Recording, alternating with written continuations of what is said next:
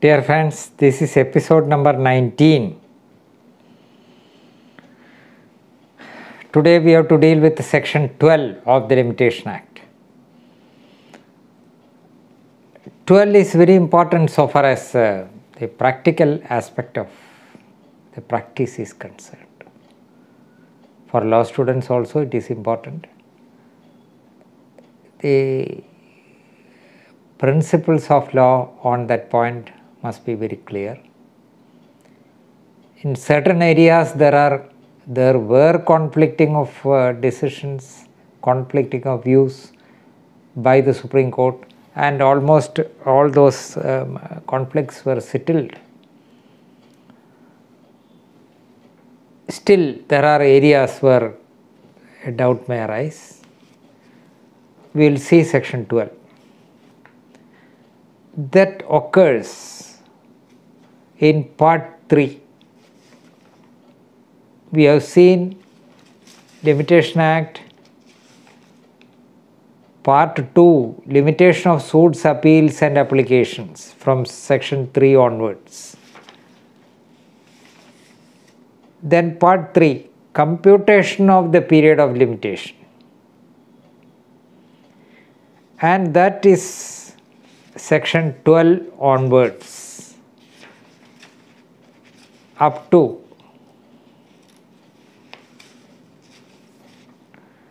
27. Then comes miscellaneous. I am sorry, 23 up to 23, section 23. So section 12, exclusion of time in legal proceedings. Let us see what it is. We will read word by word. In computing the period of limitation for any suit, appeal or application. All the three categories are covered here: suits, appeals and applications. In computing the period of limitation for any suit, appeal or application, the day from which such period is to be reckoned shall be excluded. I said at the beginning of the episode 1 or 2 that there are various types of exclusion, extension, etc. in the Limitation Act. Section 12 speaks of exclusion of time while computing. So, for the purpose of filing of an appeal, for the purpose of a revision, for the purpose of suit, all those things, a period of limitation will be provided in the schedule of the Limitation Act. How to compute that period? Section 4 to 24, there are several exclusions, extensions, etc. So a period is to be, we have seen section 6, 7 and 8, minor, insane, idiot. That period will not begin to run unless the disability ceases. So it has to be computed, and the last date for filing the suit, appeal or application must be found out. Till then the party is entitled to wait. Nobody will ask why you waited so. So in computing the period of limitation for any suit, appeal or application, the day from which such period is to be reckoned shall be excluded. I will give an example, a simple suit based on a promissory note or any other instrument, where the period of limitation is 3 years. Date of execution of the promissory note or other document. So, on 1/1/2017, the promissory note was executed. Period of limitation is 3 years. What is the last date for filing the suit? Section 5 is not applicable, therefore if it is not filed on the last date, it is gone. Remedy will be lost, the liability will not be lost, the right will not be lost, but the remedy will be lost. So when a client enters a paper file to the lawyer, you file it, we calculate it, and some mistake happens, it is so much of trouble will be there. If it is appeal, of course, delay can be controlled. If it is a suit, it cannot be controlled. So the day from which such period is to be reckoned, which is such period? 3 years. The day from which such period is to be reckoned shall be excluded. Which is that day? 1/1/2017, the date on which the promissory note was executed. It is from that date onwards 3 years will count for the purpose of limitation. So the day on which it is to be reckoned, such period is to be reckoned, shall be excluded. How it works? So 1/1/2017 is the date of execution of the promissory note. 3 years is the period of limitation. What is the last date for filing the suit? You have your own view. I will give the answer because it is not a classroom. We cannot ask questions and elicit answers. The last date is 1/1/2020. How? Somebody may ask. 1/1/2020 means 3 years and 1 day. True. But the day on which the cause of action, that is the day is to be, the period is to be reckoned, shall be excluded by 12/1. So 1/1/2020 will be the last date. Somebody may say 31/12/2019 because that is 1/1/2017, then whole of 2017, whole of 2018, whole of 2019, it ends on 31/12/2019. True. 3 years ends there. But the day from which such period is to be reckoned shall be excluded for the purpose of computation. So that day has gone out of computation. So by 31/12/2019, it is 2 years and 364 days. 1 day is lost there. So that 1 day is to be recouped. That is, then the last date will be 1/1/2020. So it is very easy to remember. Suppose it is 12 years from 1/1/1985. 85 plus 12, same date, 1/1. Then the 12/1 will be satisfied. So that you need not calculate 365 plus 2 into 12. Like that, it is not necessary. If it starts from 1/1/2005 and 12 years period ends in 1/1/2017. Very easy. 1 year, 2018, I said the 1/1/2018, 1 year, 1/1/2019. In all these examples which I have given, 12/1 is satisfied. The day from which such period of limitation is to be reckoned is excluded, shall be excluded, has been excluded by us while computing. I think I have made the position clear, made myself clear. Then shall we go to 12.2. In computing the period of limitation for an appeal or an application for leave to appeal or for revision or for review of judgment,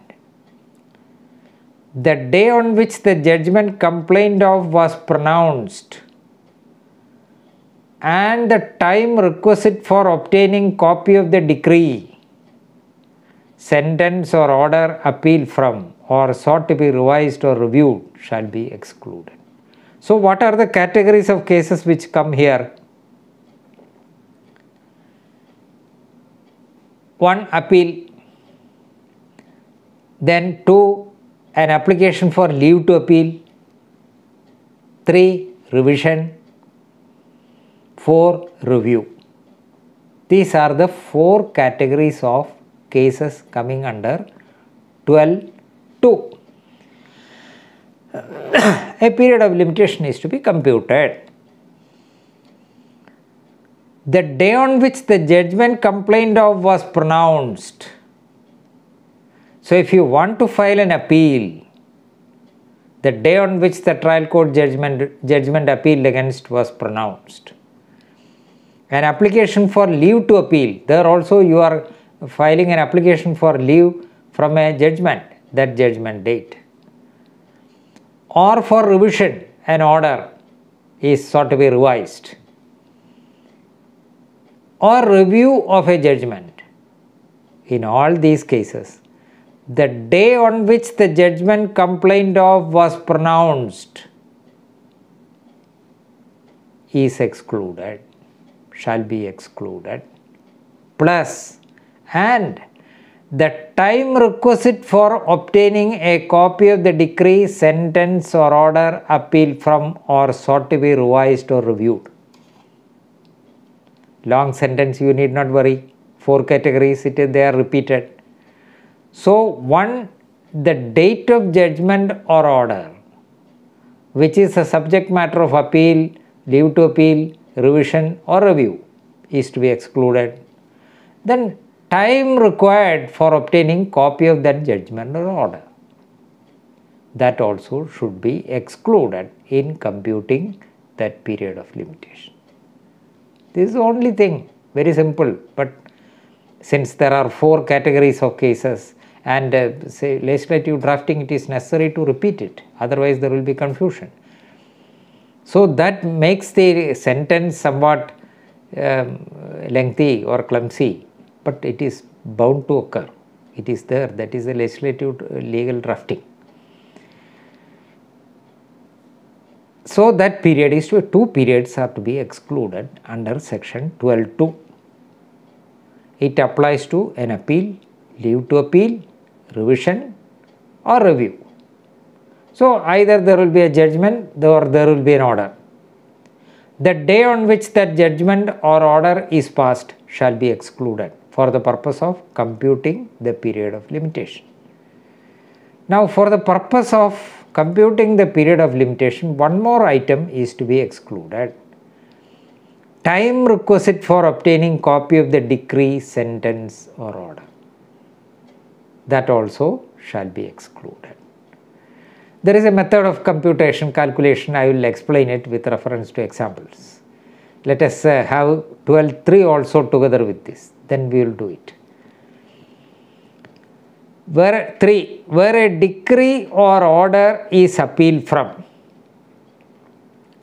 or sought to be revised or reviewed, or where an application is made for leave to appeal from a decree or order, the time requisite for obtaining copy of the judgment shall also be excluded.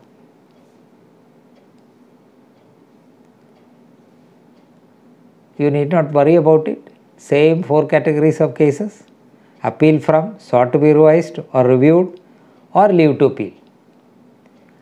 What is to be excluded? 12(2), the date of judgment, the date of decree or order shall be excluded. Here, the time requisite for obtaining copy of the judgment shall also be excluded. So, under 12(2), the date of judgment or order from which the appeal, revision, review petition or application for leave to appeal arises has to be excluded. That is already excluded. 12(3) says, in these 4 categories of cases, you have to exclude the time requisite for obtaining copy of the judgment also. That also is to be excluded. Then 4. In computing the period of limitation for an application to set aside an award, the time requisite for obtaining copy of the award shall be excluded. Explanation. In computing under this section the time requisite for obtaining a copy of the decree or order, any time taken by the court to prepare the decree or order before an application for copy thereof is made shall not be excluded. There is double negative, this is confusing. I said that there was conflict of opinion, various high courts and even Supreme Court decisions. I will give examples and various decisions on that point. Now at present there is no confusion. I will explain why it is. In computation under this section, the time requisite for obtaining copy of the decree or order. We have seen under 12.2, it has to be excluded. Any time taken by the court to prepare the decree or order before an application for copy thereof is made shall not be excluded. What is the meaning of this? A judgment is pronounced today. Going by the rule in Order 20, the decree also shall bear the date of judgment. CPC provides. But the decree will be drawn up not by the judge, by a decree clerk in the office. Of course, it is to be signed by the judge. But that will be done in the office. That takes time. There will be only one decree clerk for the whole work. Not much staff on this. So that by priority he will do it, and it takes time. And for preparing it, it is necessary. Sometimes some steps are also required. Stamp paper is required, some cases. That also a party may fail to do. Such cases also come. That is why this is specifically provided. Now let us avoid all those confusions of stamp paper, not production, etc., etc. Plain judgment. A money suit. To draw up a decree, only court fee stamp is required for copying. Charges must be paid in the form of adhesive stamps or otherwise. That is only stamp duty, not huge.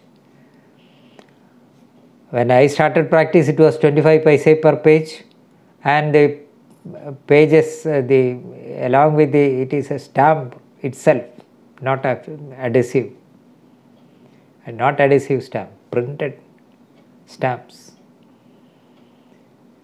But now it is not so. Plain paper plus the adhesive stamps will be affixed. That is available. Court fee stamps are available.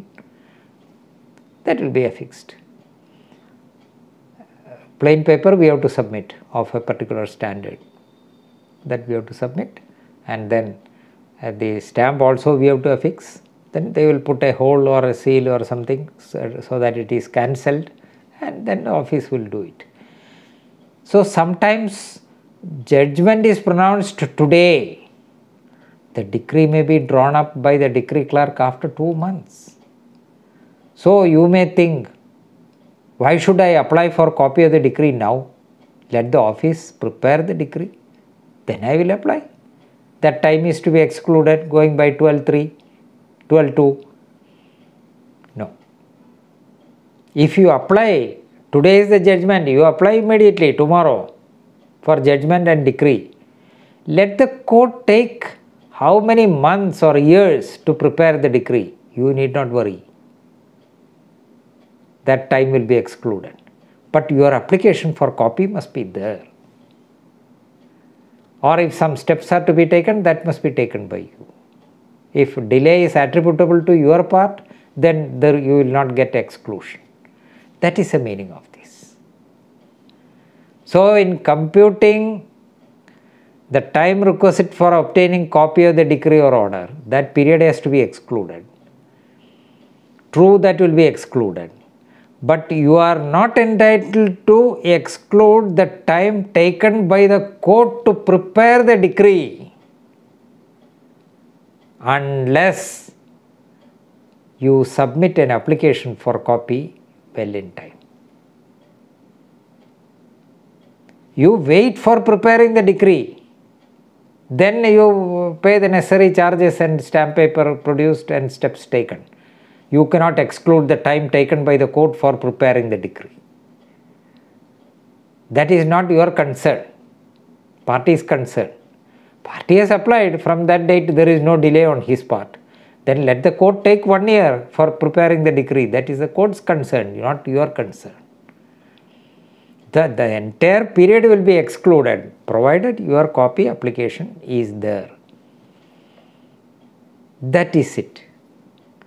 And even after this explanation was interpreted, there was confusion. What is the meaning of this double negative?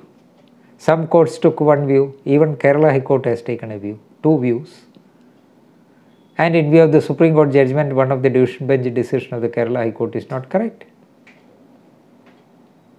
All these things. Now let us make the position clear. Say decisions are there. Decree 12(2), you are entitled to exclude the period taken for obtaining copy of the decree or order, plus the date of judgment or order shall be excluded.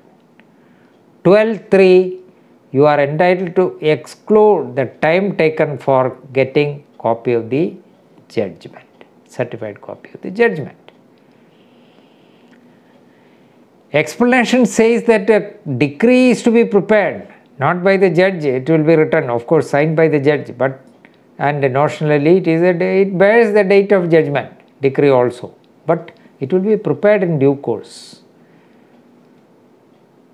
And it takes time sometimes, some courts, depending on the pressure of work and arrears of work, it may take time. That is none of your concern. If you have made the application along with the copy of the judgment itself, or immediately after passing the judgment and decree you have made the application, you need not worry about it. But you cannot wait for preparing the decree and then apply. Then you will lose the time, all these months or years, whatever it is. You cannot account. So this is simple. 12(1), it says that the day on which the period is to be reckoned shall be excluded. I gave the example, date of promissory note. From that date onwards the period begins to run, that day is to be excluded. For the purpose of filing an appeal, revision, leave to appeal or review, you are entitled to exclude the date of decree or order plus the time taken for obtaining the certified copy of the decree or order. 12(3) says you are also entitled to exclude the period for getting certified copy of the judgment. Explanation says award, sub-rule, subsection 4, copy of the award, that period is to be. Explanation says that decree may be drawn up, that is none of your concern. If you want to exclude the time taken for getting the copy of the decree, you cannot exclude the period taken by the court for preparing the decree unless you have made the application in time. This is in short section 12. Now,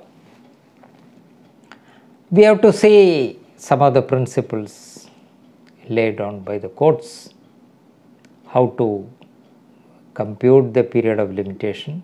All those things are required. Now I think the time is running out.